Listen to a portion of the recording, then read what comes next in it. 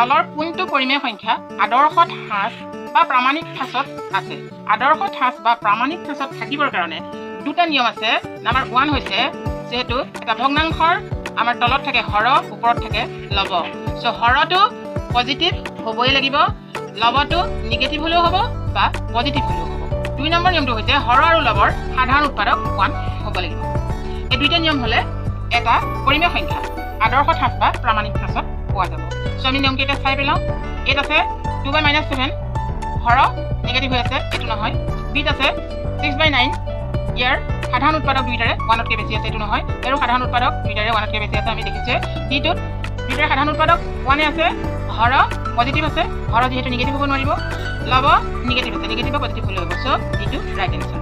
যিহেতু এনেকুৱাবিলাক কুৱেশ্যন আহিবলগীয়া কম্পিটিটিভ এক্সামত আহি থাকে। যদি ভিডিঅ'টো ভাল লাগিছে এনেকুৱা ধৰণৰ ভিডিঅ' আৰু পাই থাকিবলৈ মোৰ পেজটো আপোনালোকে ফ'ল' কৰক।